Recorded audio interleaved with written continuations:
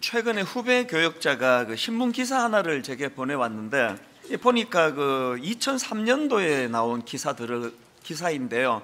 오래된 기사를 제게 보내줘서 보니까 눈에 떠있는 한 대목이 있었습니다. 적군보다 무서운 아군의 오인 사격. 어떤 내용이 좀 짐작이 가지 않습니까? 미국의 걸프전을 위시해가지고 많은 전쟁에서 아군끼리 총질을 하다가 아군의 오인 사격에 그렇게 목숨을 잃는 군인들이 많다는 겁니다. 한 예로 임무 수행을 마치고 귀환하던 영국 공군 전폭기가 같은 아군인 미군이 쏜 패트리어트 미사일에 맞아서 격추돼가지고 영국 군인 전원이 사망한 사건이 있었다는 겁니다. 그런가 하면은 1991년도에 있었던 걸프전 당시에 미국을 도와서 출전했던 영국 군 사망자 4분의 1이 아군인 미군의 총격으로 목숨을 잃었다는 겁니다. 미국을 도와주러 갔는데 미군의 총에 맞아 죽는 결과가 있다고 하니까 이게 얼마나 놀라운 일입니까? 그래서 그 당시 미국을 포함한 연합군들이 가장 두려워했던 것이 같은 편에 의한 오인 사격, 이걸 제일 두려워했다. 그런 내용의 기사였던 것입니다. 이게 참 저에게 인상적이었고요.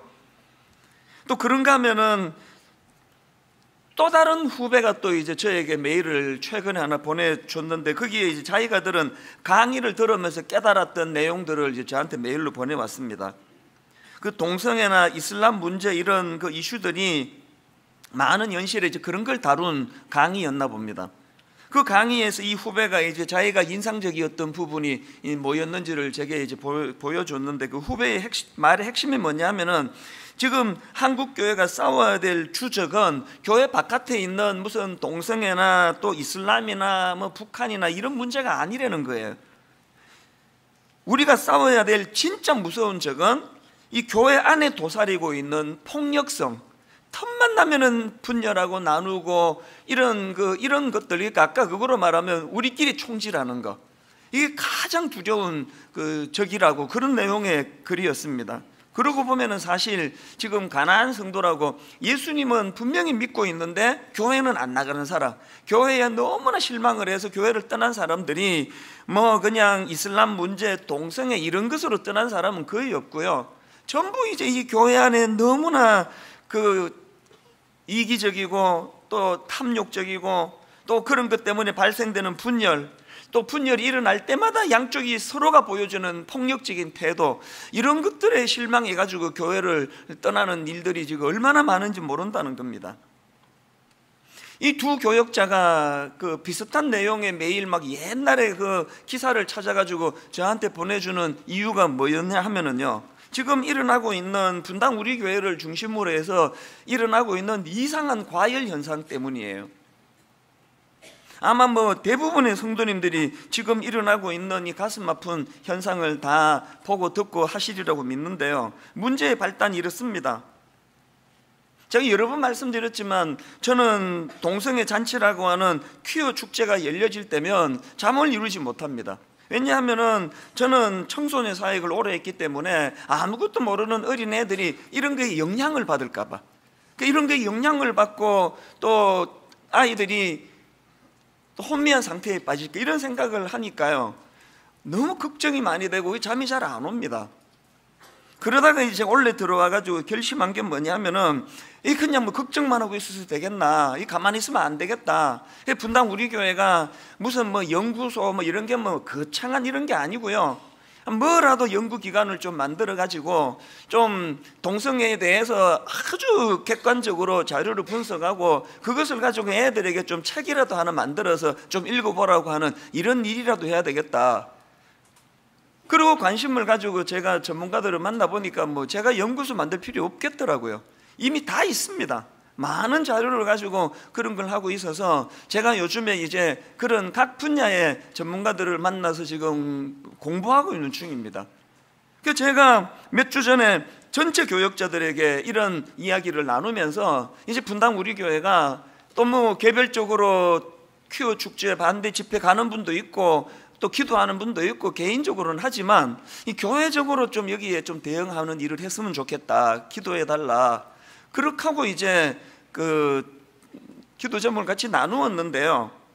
그랬더니 이제 우리 교회의 그 정진영 목사님이 거기 좀 뭐 감동을 받았는지 아니면은 원래부터 그런 설교를 하려고 계획했는지는 몰라도 2주 전 이제 설교 시간에 이제 자기 나름대로 정리한 동성애에 대한 내용을 이제 언급을 한 겁니다. 근데 제가 보니까 이게 워낙 이제 예민한 문제다 보니까 이제 설교자가 좀 흥분한 것 같아요. 그래서 원고에 의하지 않고 그냥 이렇게 툭툭 이렇게 말을 던지는데 그게 이제 좀 표현의 실수가 좀 있었던 게 저도 느껴지더라고요. 그래서 제가 정진영 목사를 불러가지고 따끔하게 지적을 했습니다. 지금 동반연이라는 단체를 위시해가지고 동성애 법제화를 막기 위해 가지고 인생을 걸고 싸우는 분들이 계시는데 이거 딱 들으면 그 자기들 겨냥해가지고 막 그냥 들이퍼붓는 것처럼 오해할 텐데 어떻게 그렇게 주의력 없이 설교하느냐고 그랬더니요, 정 목사가 100% 자기가 그것을 다 수용하고 정말 자기가 잘못했다고 그러면서 이렇게 저한테도 그렇게 사죄를 하고 바로 이제 그래서 2번에 걸쳐서 그 내용들을 사과를 하고 그리고 또 스스로가 자기가 자본해서 이제 1년 동안 내가 강단에 서지 않고 자숙하겠습니다. 그래서 참 그게 고마웠거든요. 그런데 이게 막 걷잡을 수 없이 일파만파로 흘러가는데요.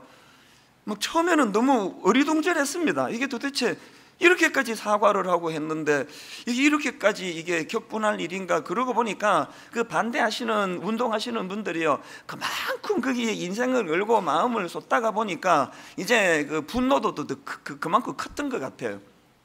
그래서 이제 막 이런 소용돌이가 지금 일어나고 있는데 저는 기독교 언론에서 이걸 다루고 막 우리 담당 목사님이 막 업무가 마비될 정도로 항의 전화가 오고 할 때 한결같이 말했습니다. 어떤 대응도 하지 말고 무조건 잘못했다 그래라.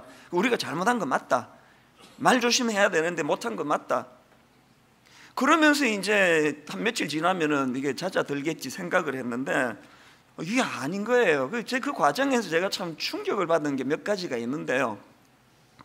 우선 막 저에게 이제 정진영 목사 이제 면직시켜야 된다. 그리고 그냥 가만히 안 있겠다. 막 이렇게 이제 저한테 흥분해서 말씀하시는 분들에게 제가 꼭 물어보거든요. 근데 그 설교를 들어는 보셨냐고.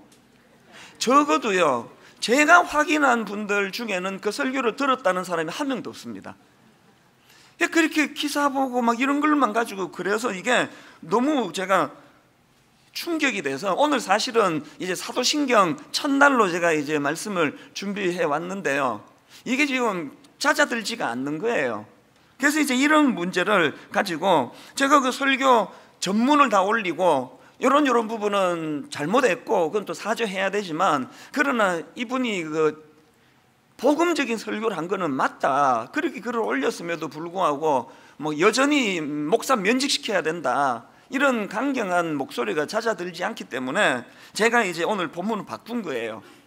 그리고 한번 이게 뭐 한 개인의 어떤 목사의 문제, 한 교회의 문제가 아니라 하나님께서 한국교회 전체적으로 이 문제를 가지고 기도할 기도 제목을 주시는 거 아닐까.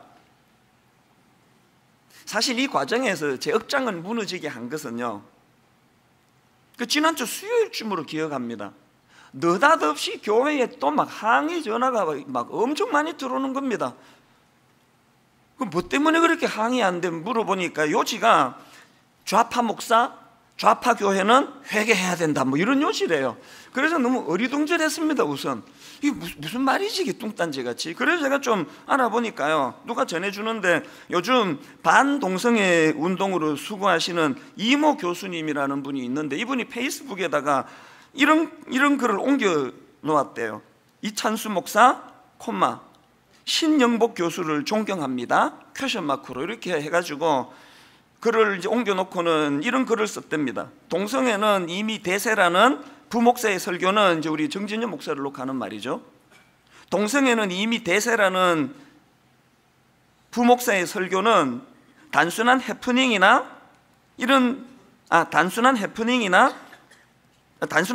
아니고 이런 위험한, 저를 보고 하는 거죠. 비성경적인 목회에서 비롯된 것일 수 있겠다고 그런 요지로 이제 글을 올렸다는 거예요. 제가 글을 보고도 이게 듣고도 뭔 소리인지 모르겠는 거예요.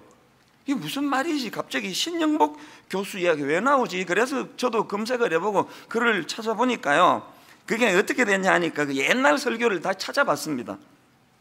수년 전에 했던 설교 중에 그때 이제 그 에스라 선지자가 보여주었던 이 함께의 정신, 이 함께의 정신이 귀한 글이 설교하면서 제가 그 신영복 교수가 쓴 책 제목 2개를 인용한 거예요. 더불어 숲, 또 여럿이 함께 숲으로 가는 길. 그래서 제가 이 책 제목을 소개하면서 제가 이렇게 말했더라고요. 제가 찾아봤습니다. 여러분, 이런 차원에서, 이게 중요합니다. 이런 차원에서 성공회대 대 신영복 교수님을 이런 면에서 존경하는데요, 제가 2번이나 강조했더라고요. 이런 차원에서, 이런 면에서. 그 어떤 면입니까? 제가 지금 에스라 선지자가 보여준 함께의 정신을 설교하는데 이런 제목의 책을 내는 이런 점에서 참 이건 참 존경스러운 거 아니냐는 그런 요지로 뭐 원고에 있는 것도 아니고요, 툭 나온 거 아니겠습니까? 이걸 가지고 이제 제가 막 인터넷에 떠도는, 지금 떠돌고 있습니다. 저와 관련된 동영상 하나 제목을 보고 내 기절하는 줄 알았습니다. 이찬수 목사가 김일성 주의자인 신영복을 존경한다고 말하는 동영상입니다. 괄로, 이 동영상 보고 너무 충격받음. 나는 그 글을 보고 충격을 받았습니다. 아니 여러분, 제가 지금 그 법정 스님의 무소유, 그 돌아가실 때 아무것도 남기지 않은 그 무소유가 난 너무 존경스럽습니다. 그러면 제가 불교 신자가 되는 겁니까? 그 김수환 추기경님의 그 검소함, 우리 모든 목사들이 다 본받아야 됩니다. 그분의 검소함을 나는 참 존경합니다. 그럼 내가 천주교 신자가 되는 겁니까? 이걸 똑 따가지고, 그래가지고요, 저는 그 글을 올리신 그 이모 교수님, 누군지 잘 알지도 못하지만 이분이 적어도 반동성애 운동을 하시는 분이라고 하니까 저는 이분에 대해서 잘 모르지만 그래도 이분이 그 불교 신자였다가 그 간증을 들어보니까 불교도로서 목사님을 조롱하다가 예수님을 만나서 변화가 되었다, 그런 간증을 하고, 초신자인데도 불구하고 이렇게 그 전면에 나서서 애쓰시는 거, 이런 것들이 제 마음으로는 그 참 기도해 드려야 되겠다, 그런 생각을 하는 분인데, 설마 이런 분이 저한테 확인도 안 해보고 이런 글을 옮겨 쓸까 해가지고요, 그 하지도 않는 페이스북을 어떻게 해가지고 그 들어가 봤습니다. 나 또 기절하는 줄 알았습니다. 그분의 그 글 밑에다가 댓글이 있는데 몇 개만 내가 소개해 드릴게요. 댓글 1: 이찬수 목사도 위험하네요. 사상이 그런 사람인 줄 몰랐는데 때가 되니 다 나오네요. 댓글 2: 이찬수의 본색을 드러내는군요. 결국 좌파 목사라는 것을 확실하게 알게 해주는 영상입니다. 댓글 3: 빨갱이가 목사로 취직하면 저렇게 됩니다. 어차피 믿음이 뭔지도 모르는 자들. 배교라는 단어도 아깝다. 배신할 만큼 마음에 예수를 품은 적이 있기나 했던가? 신영복 교수님이 저는 그분의 생각과 사상과 이런 데에 별로 관심이 없고요, 또 그분을 제가 호도할 이유도 없고 존경할 이유도 없고, 이런 책 제목을 함께의 정신으로 제목을 쓴 거에 대해서 언급을 했더니 이걸 가지고 제가 지금 빨갱이가 돼 있는 거예요. 내가 그날 그 충격을 받은 게 뭐냐면요, 그래도 여러분 반동성애 운동하시는 참 신실한 크리스찬의 그 사이트 아닙니까? 거기에 이런 글들에 대해서 누구 하나도 왜 함부로 그렇게 그런 글을 쓰느냐는 지적이 하나도 내 눈에는 안 보이는 거예요. 그게 너무 충격이 됐습니다. 그날 제가 억장이 무너진 게 뭔지 아세요? 제가 지난 보수 정권 10년 동안 내내 진보 진영 사람들한테 이찬수 목사는 보수다, 이찬수 목사는 꼴통 보수다, 그런 소리를 내가 10년 내내 시달렸거든요. 말만 하면은 저 꼴통 보수, 니 때문에 나라가 안 된다는 식으로 그렇게 내가 10년 내내 꼴통 보수 소리를 들으면서 욕을 얻어먹고 살았는데, 아니 어떻게 정부가 딱 바뀌는 순간에 제가 뭐가 달라졌습니까? 제가 딱 바뀌는 순간에 제가 빨갱이가 돼 있다는, 빨갱이가. 우선요, 화도 안 나고요, 그분들이 다 크리스찬이니까 미워할 수 없잖아요. 동생들인데. 슬프더라고요. 그냥 이게 내부 총질이라는 게 이런 거구나. 이게 이단이 저를 죽이겠다고 작심하고 막 제가 막 그냥 노이로제 걸리도록 괴롭혀가지고 그러면요, 제가 그 순교라도 되는 거 아닙니까? 그러다 죽으면 내부의 총질에 맞아 내가 죽으면, 제가 우울증 걸리고 그래가지고 내가 죽으면 이건 뭐가 되는 겁니까? 이게 제가 이런 글들에 대해서 그 좌절하는 게 뭐냐면요, 어떻게 공격하는 방식이 그렇게 양쪽이 똑같았냐는 거예요. 지난 보수 정권 10년 내내 그 툭하면은 왜 그 보수 신문을 이용하느냐, 인용을 왜 그런 신문에서 하느냐고. 아니, 오늘 본문이랑 너무 적절한 조화되어 있는 그 본문 글 찾았는데 제가 신문 가려서 그거 다 빼면은 무슨 거리로 내가 설교합니까? 뭐 툭하고 설교하면은 뭐 왜 그 보수 진영에 누구를 인용을 하느냐고. 그래서 10년 내내 시달렸는데 이게 그냥 대상은 바뀌고 공격은 바뀌고 꼴통 보수에서 급진 그 진보주의자가 자의적으로 제가 변신을 했는데 공격 내용은 지금 똑같은 거 아닙니까? 왜 그 신영복 교수 책 인용하느냐는 그 얘기 아닙니까? 이제 슬픈 거예요. 그냥 너무너무 저질스러워가지고 우리 기독교가 말이에요, 그 사람들이 뭐 젊은 사람들이 그 뭐 이런 분위기에 지금 편성하는 거지. 이 시간이 갈수록 이게 점점 이게 심해져 가지고요, 그래도 그 지난 10년 동안 뭐 저를 꼴통 보수라고 막 그렇게 그냥 괴롭히고 못 살게 굴고 하는 그런 10년 동안에는 교회는 건들지 않았는데, 요즘은 이제 이게 또 점점 심해져 가지고 아예 대놓고 이제 뭐 분당 우리 교회는 반기독교 좌파 교회라는 이런 글들이 이제 뭐 공공연하게 나오고 있으니까 제 마음이 두려운 거예요. 내가 그래서 나 때문에 이런 일이 벌어지고 있는 거니까. 솔직히 정진영 목사가 저기 어느 지방의 그 작은 교회의 부목사였다면 전혀 안 겪어도 되는 그 가슴 아픈 일을 저 때문에 겪는 거 아닌가. 정진영 목사는 너무너무 저한테 미안하지만 내가 정 목사에게 미안해요. 내가 이 사표를 내고 교회를 떠나면은 우리 교회가 이 오해를 벗게 되는 건가? 이번 일을 겪으면서 제가 또 하나 절망하는 게요, 우리 크리스찬들의 상상을 초월하는 무례함. 요 며칠 우리가 홈페이지 한번 들어보세요. 너무나 그 좋은 내용의 글을 쓰는 사람들이 어떻게 이렇게 무례할 수가 있는지. 이 뭐 예의라고는 뭐 눈 씻고 찾아봐도 저 59살이에요. 저보다 훨씬 어린 사람들에게 저를 대놓고 그냥 비방을 하는, 거기다가 끝까지 예의를 갖추어가지고 만나서 얘기할까요? 언제든지 만나드릴게요. 제가 속이 없어서 이렇게 하는 게 아니고요, 교회는요 죽어도 놓치면 안 되는 게 예의예요. 왜? 사랑은 무례히 행하지 않은 거라고 하나님이 말씀하시기 때문이에요. 이 모든 가슴 아픈 뿌리는 저는 에베소서 6장 12, 13절 말씀을 모르기 때문이라고 생각합니다. 우리의 씨름은 혈과 육을 상대하는 것이 아니요, 다시 들어보세요. 우리의 씨름은 혈과 육을 상대하는 것이 아니요 통치자들과 권세들과 이 어둠의 세상 주관자들과 하늘에 있는 악의 영들을 상대함이라. 그래서 13절, 그러므로 하나님의 전신갑주를 취하라. 이는 악한 날에 너희가 능히 대적하고 모든 일을 행한 후에 서기 위함이라. 여러분, 우리의 싸움은 혈과 육을 상대하는 게 아니래요. 왜 제가 여러분 이를 악물고 어떤 경우라도 저 사람들은 내 동력자고 내 동지지, 내가 오해를 풀어주면 되지, 저들은 내 적이 아니다, 이런 생각을 하기 때문에 그래서 상처도 덜 받아요. 오해만 풀어주면 되겠지. 여러분, 우리가 영적 싸움에서 이기려면요 하나님의 전신갑주를 취해야 됩니다. 그리고 적과 악을 구분해야 돼요. 아무리 미워도 정진영 목사가 용서받을 수 없는 실수를 저질렀다 해도 그는 우리의 적이 아닙니다. 품어야 될 형제예요. 그 정도 설교해가지고 면직되면은 앞으로 어느 부목사가 소식을 설교하겠습니까? 어느 부목사가 하나님 앞에서 주신 말씀을 가지고 담대하게 설교하겠냐고요.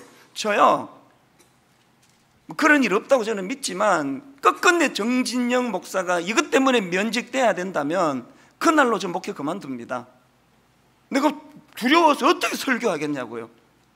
그 정도 부목사 하나도 보호해주지 못하는 무능한 목사가 무슨 담임 목사 자격이 있겠냐고요. 제가 지난 10년 동안 한 번도 이런 얘기 한 적이 없잖아요. 제가 그 이모 교수에게 항의해야 된다, 이건 명예훼손이다만 우리 가까운 후배들이 막 격앙해서 이야기할 때도 가만히 두라 그랬습니다. 그분은 우리의 적이 아니라고, 오해 풀어드리면 된다고. 왜 그렇게 이야기해야 됩니까? 여러분들도 부탁합니다. 그분 사이트로 가고 페이스북 가서 어떤 글도 쓰지 마세요. 제가 분명히 말씀드리는데요, 제가 존경하는 목사님의 그 설교를 인용해 드리자면, 잘 들어보세요. 기독교의 입장을 나타내기 위해 우리의 어떤 힘을 나타낼 수 있지만 분명한 것은 그 힘으로 세상에 무엇인가 메시지를 증명한다면 기독교는 더 이상 기독교가 아닐 수 있다. 저는 이 말에 동의합니다. 분당 우리 교회 얼마나 많이 모이는지 알아? 얼마나 영향력 있는지 아나? 너 죽었어, 우리 담임 목사를 건드려? 이렇게 나서는 순간 이게 기독교가 아니에요. 우리는요, 때리면 맞고요, 묵묵히, 저는 주님께 배운 거, 용서하는 게 이기는 거다. 저는 주님께 그거 배웠습니다. 그 지금까지 믿고 있습니다. 용서하는 게 이기는 거다. 많은 분이 저보고 답답하대요.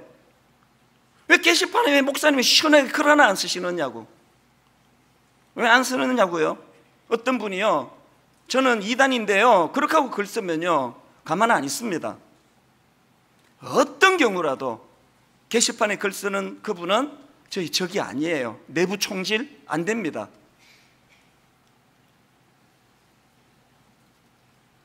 그냥 지난 몇 주간 많이 슬펐습니다. 그래서 주님은 이런 현실을 어떻게 보실까? 제가 이런 마음의 아픔을 가지고 묵상하다가 발견한 게 오늘 본문에서의 주님의 질책이에요. 여러분 마태복음 23장 23절 24절 한 목소리로 같이 한번 읽어보시겠습니다. 화 있을진저 외식하는 서기관들과 바리새인들이여, 너희가 박하와 회향과 근처의 11조는 들이되 율법에 더 중한 바 정의와 긍휼과 믿음은 버렸도다. 그러나 이것도 행하고 저것도 버리지 말아야 할지니라.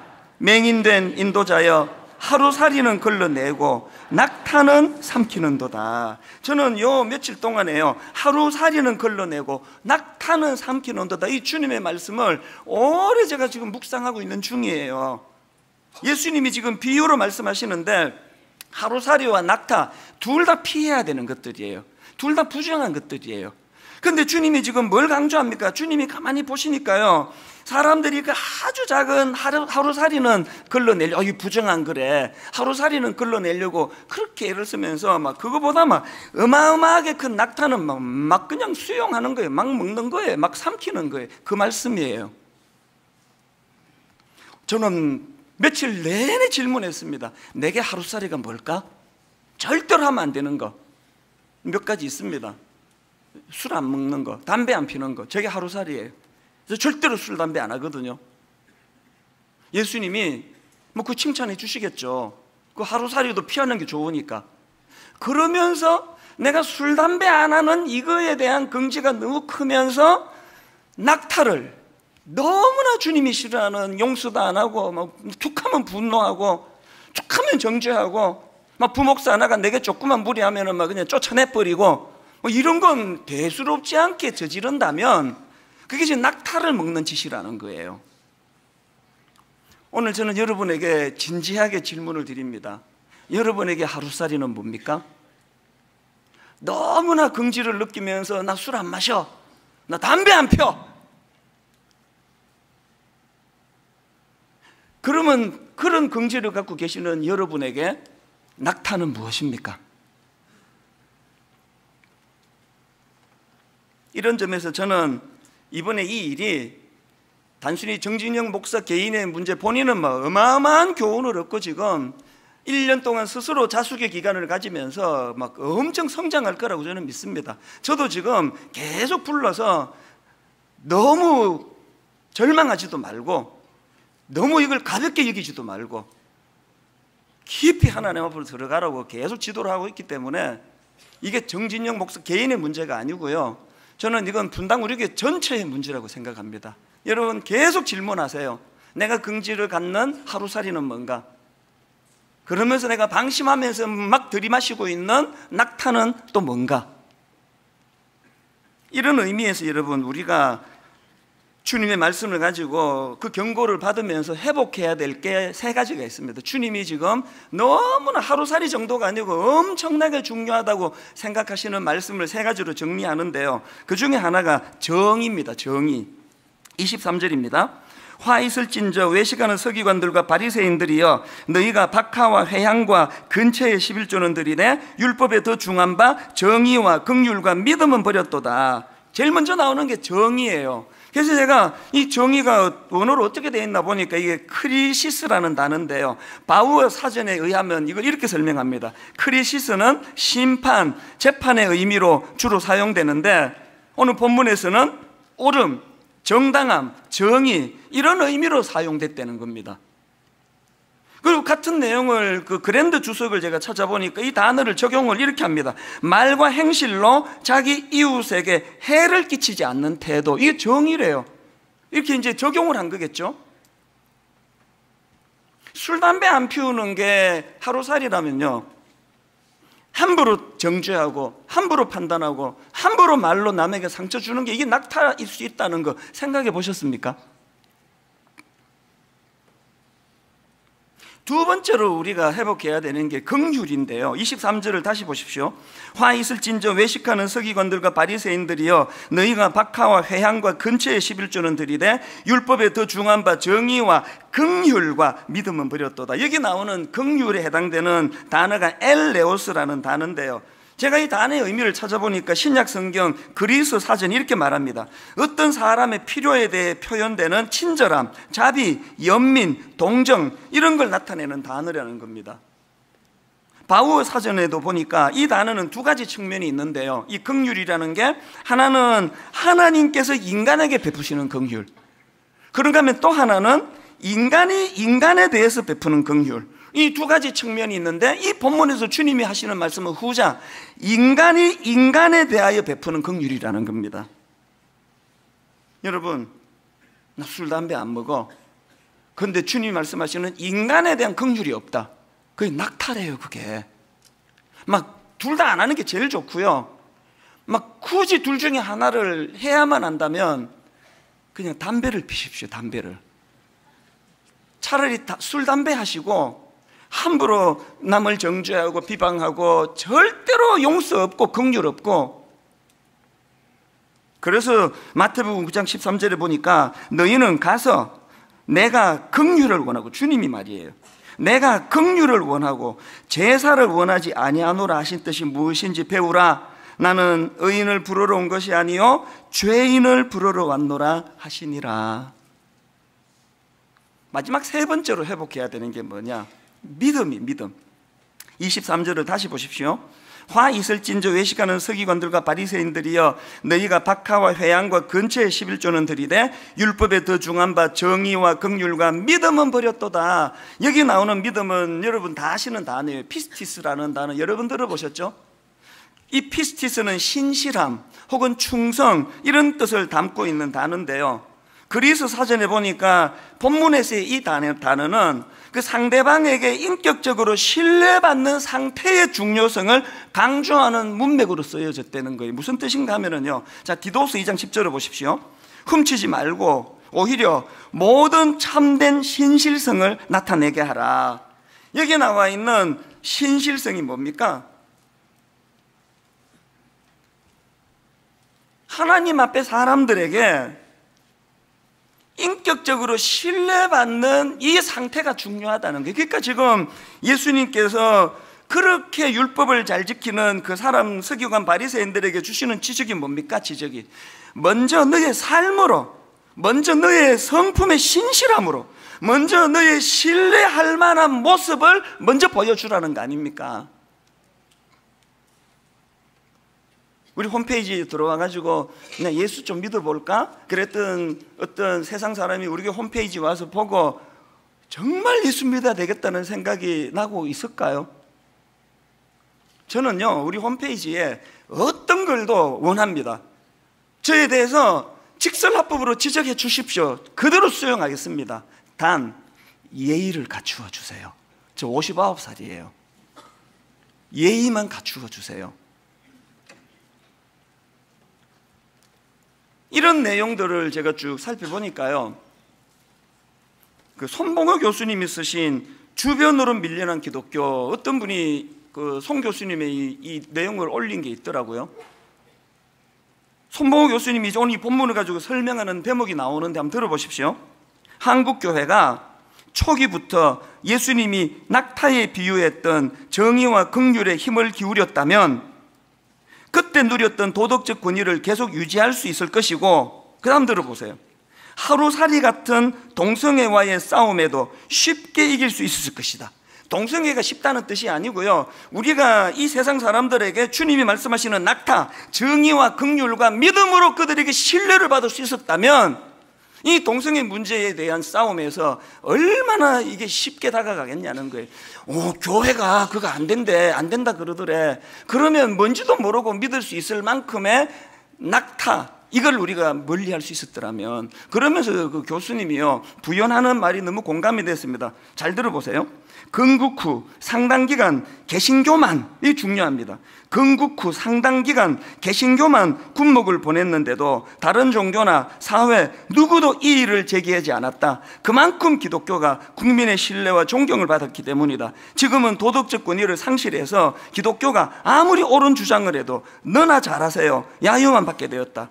지금이라도 낙타와 하루살이를 구분하고 낙타에 집중해야 하루살이로 구할 수 있다. 저와 여러분 모두에게 주시는 말씀, 그 다음 들어보세요.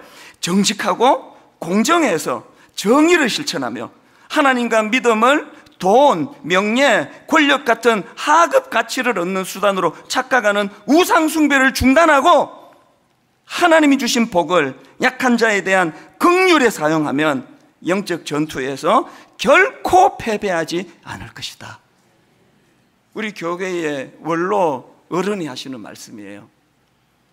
저는 오늘 주님의 이 본문의 경고 말씀을 그대로 수용하면서 이제 전 교회적으로 두 가지를 선포하고 또 촉구하는데요. 첫째, 내일부터 한 주간 동안 전 교회적인 금식을 선포합니다. 이건 영적인 문제예요. 너무나 혼란스럽던 지난 화요일 새벽입니다. 도대체 무슨 일인지 도대체 감을 잡을 수 없는 그 새벽에 하나님께서 뚜렷하게 저를 책망하셨어요. 닌 아직도 이게 뭔지 모르겠니? 분당 우리 교회 안에 담임 목사인 너 내면에 도사리고 있는 회개 교만의 문제를 경고하고 있는 거야. 그날 새벽에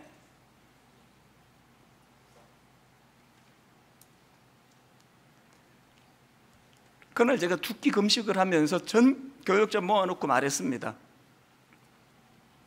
하나님, 이게 우리의 교만을 지적하시는 거란다.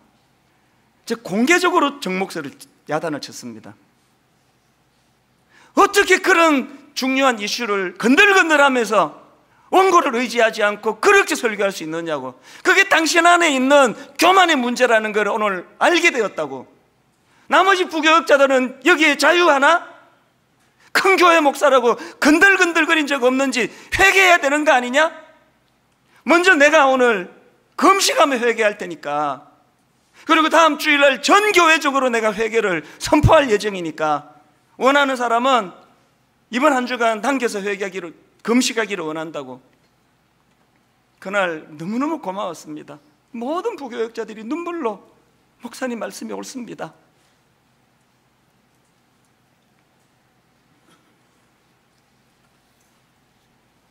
저는요, 그렇게 저를 교회로 항의 전화 오게 만들고 저를 매도한 그 이모 교수가 이상하게 밉지가 않아요. 위선 떠는 거 아닙니다. 순간도 밉지가 않아요. 오히려 미안했습니다. 왠지 아십니까? 그분 초신자예요. 불교에서 예수 믿은 지 얼마 되지 않은 그분을 갑자기 전투복 입혀가지고 전사로 지금 그분을 온 교회들이 떠받들면서, 그분이 놓치게 된 게 뭐예요? 불교와는 다른 기독교만의 진짜 깊이 있는, 이게 불교와 다른 복음의 능력이구나, 이거를 전해줄 기회도 없이 전투복 입혀가지고 너무 미안한 거예요, 그분에게. 이게 기독교입니까? 이게 기독교입니까? 잡으려고 몇 년치 설교를 뒤져가지고 그 책 인용 한마디 한 걸 가지고 빨갱이라는 소리를 만들게 하는, 이게 기독교입니까? 이게 기독교면은 저는 더 험한 말 나올까봐 내가 방금 절제했습니다. 이게 기독교입니까? 여러분, 이게 기독교입니까? 이게?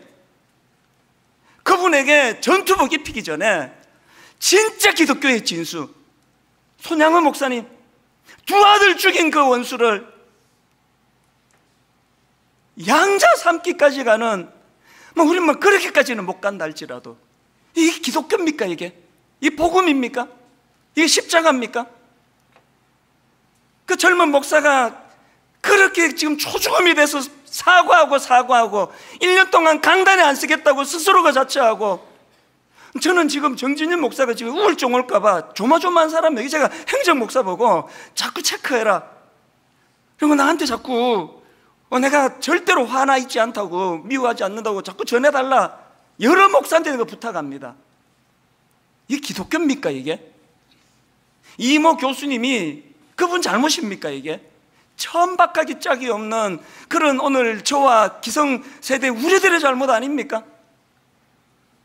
그런가 하면 두 번째로 전교회적으로 부탁드립니다. 이제 분당 우리 교회 다음 세대를 위하여 동성애만이 아니에요, 이 떠나가는 젊은이들, 교회의 염증을 느끼고 떠나가는 이 젊은이들에 대하여 뭐라도 할 것이에요.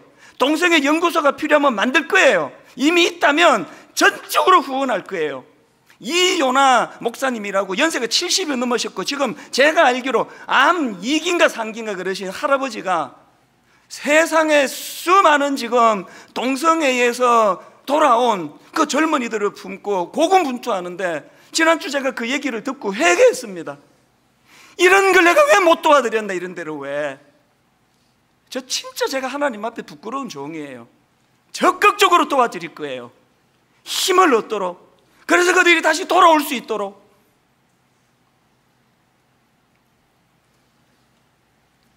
제가 왜 그 주일만 지나면은 월요일, 화요일 저한테 메일을 보내주는 그 대학생이 하나 있다고 얼마 전에 말씀드렸잖아요. 목사님 오늘 설교 이렇게 잘 들었습니다, 목사님 이렇게 저렇게 잘 들었습니다. 늘 그렇게 저를 격려해주는 형제가 있는데, 불행하게도 이 형제는 지금 교회를 안 다닙니다. 정확하게 말하면 가나안 성도 교회를 떠났습니다. 이 형제가 출석하는 교회가 둘로 쪼개지고 성도들끼리 싸우고 다투고 반목하고 갈등하는 모습을 보면서 이 형제가 교회를 떠나버렸어요. 지금 유일하게 제 설교 다운받아서 지금 신앙을 지금 유지하고 있는 형제인데요, 한 번은 이런 글을 보내줬습니다. 저한테 형제가 맨날 싸우는 이런 한국 기독교 상황을 학교 기독교 수업 시간에 다루며 연대 다니는 학생이거든요. 이 기독교 학교 아닙니까? 미션 스쿨 아닙니까?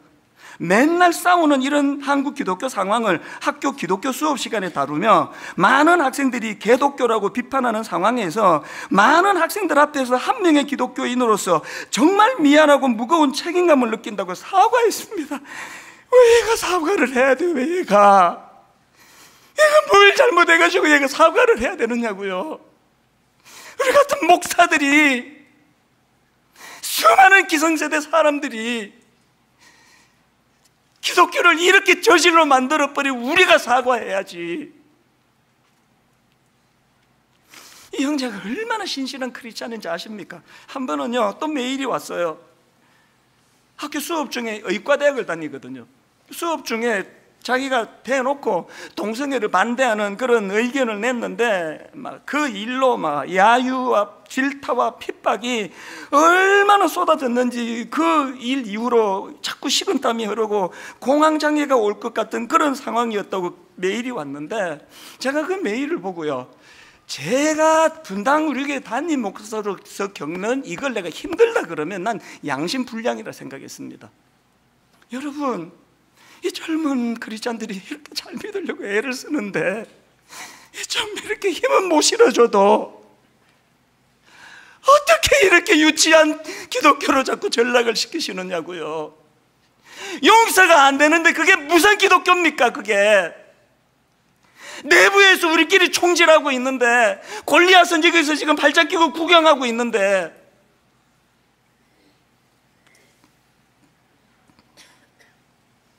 저는 정말 한 주 내내 위기감을 가지고, 정말 위기감을 가지고, 이러면 안 되는데 정말 이거 그 하루살이 그렇게 쫓아내는 게 이게 뭐 대수라고, 술 담배 안 하는 거 이런 거 붙잡고 낙타를 막 마구마구 먹으면서 막 무차별, 막 이게 뭐 해도 되는 말인지 안 되는지 구분도 없이, 이게 무슨 이게 무슨 시중에 무슨 교회에서 나올 글이 아닌데 이게 어떻게. 여러분, 너무너무 위기감을, 이러다가 한국교회가 정말 하나님의 두려운 심판을 받는 거 아닌가 하는 위기감이 있었지만, 그러나 또 한편으로 저는 희망을 가지면서, 정말 희망을 가지면서, 요즘에 제가 많은 그 동성애 전문가들을 만나고 있는데요, 제가 지금까지 이야기를 나눈 전문가들은 동성애가 후천적이라고 그렇게 이야기를 100% 다 그렇게 하시더라고요. 그래서 저는 지금 미국에 있는 분들하고도 연결을 하고, 그래서 저도 이제 공부를 할 텐데, 저는 그런 얘기를 들을 때마다 희망이 생깁니다. 이 후천적이라면 좋겠다. 진짜로 후천적이기를 나는 믿고 싶다. 이 후천적이라면 희망이 있잖아요. 여러분, 그런 어떤 그 달콤한 그 무엇의 어린애들이 만약에 그런 것 때문에 넘어졌던 희망이 있는 거 아닙니까? 우리가 진짜 매력 있는 교회, 세상에는 그냥 얼굴 이쁜 것 가지고, 무슨 대학 나온 것 가지고 사람을 차별하지만, 여기만 들어오면은 그런 거 하나도 따지지 않고, 우리 인연 같은 거 따지지 않고, 여기만 오면은 다 품어주고 다 용서하고, 진리가 바로 세워주는 것을 원합니다. 바로 세워져야 돼요. 타협하면 안 됩니다. 그러나 그 진리의 끝에는 어떤 탕자도, 어떤 세리도, 어떤 악한 사람도 다 품고 용서하며 나가기를 요구하셨던 예수 그리스도의 그 사랑의 정신이 살아나고 회복되는 그런 터전 위에서의 진리 사수가 있게 되기를 바랍니다. 오늘 저는 이 찬양을 또 부르기를 원합니다. 왜냐하면 대안은 예수 그리스도이기 때문에, 대안은 복음이기 때문에, 예수님은 우리에게 이 찬양 부르기를 원한다고 저는 생각합니다. 예수는 내 힘이요 나의 기쁨 참 내 소망. 가사를 생각하시면서 우리 찬양 같이 불러보기 원합니다.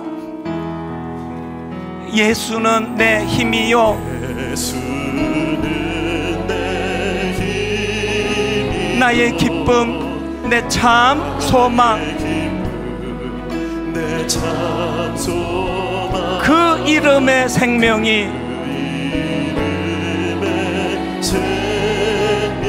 내 삶의 이유라.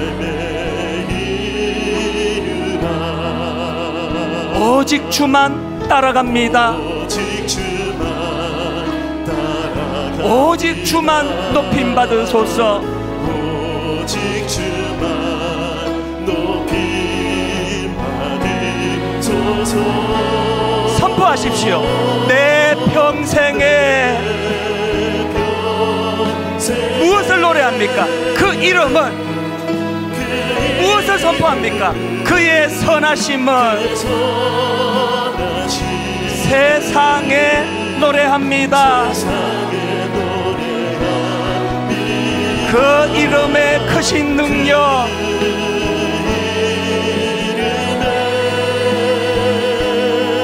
크신 능력, 영원한 생명이 내 삶의 이유라. 우리 같이 두 가지를 놓고 기도하셔야 되는데요, 첫째는 회개입니다. 회개예요. 그 아무 죄도 없는 어린 대학생이 이렇게 비참해진 기독교를 내가 용서를 구한다는 이런 말 나오지 않도록 우리가 회개해야 됩니다. 그런가 하면은 두 번째 기도 제목이 이겁니다. 교회 밖으로 떠나간 다음 세대가 돌아오게 하여 주시옵소서. 아버지, 우리들의 이런 저질스러운 모습 때문에 염증을 느끼며 교회를 떠나갔던 수많은 젊은이들이 다시 교회로 돌아올 수 있기를 원합니다. 그 일을 위하여 우리가 회개의 자리로 나가기 원합니다. 이 두 가지를 가지고 우리 통성으로 같이 기도하기 원합니다. 같이 기도하시겠습니다. 살아계신 하나님 아버지, 아버지 하나님, 주님의 십자가에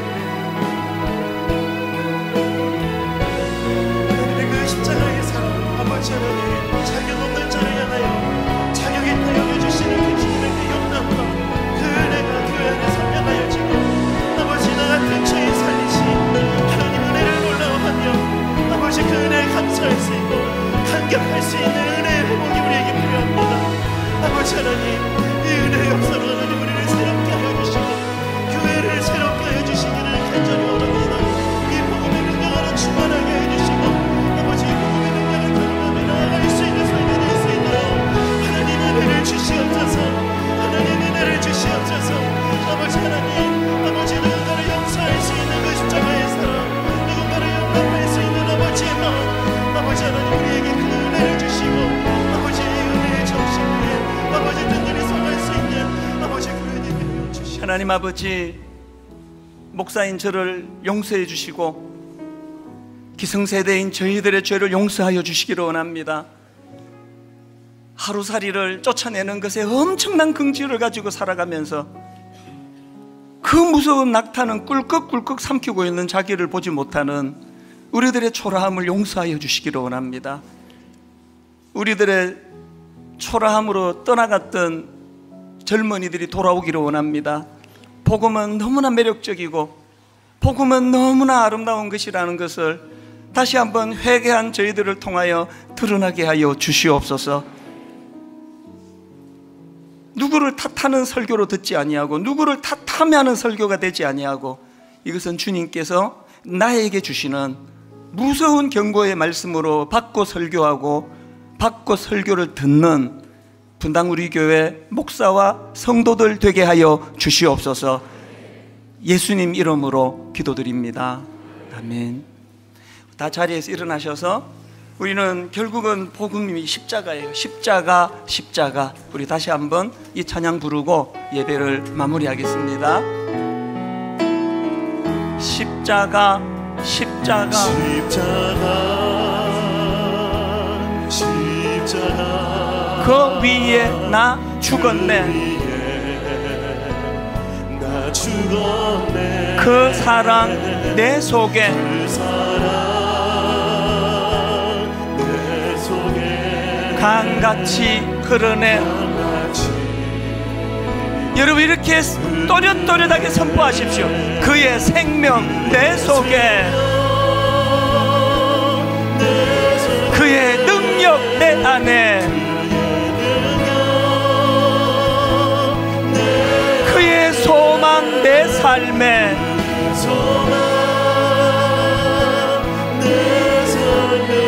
나의 삶 주의 것. 다시 한번 결단합니다. 십자가, 십자가, 그 위에 나 죽었네. 그 사랑 내 속에,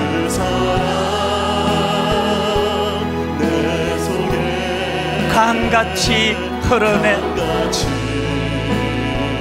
그 사랑 내 속에, 강같이 흐르네.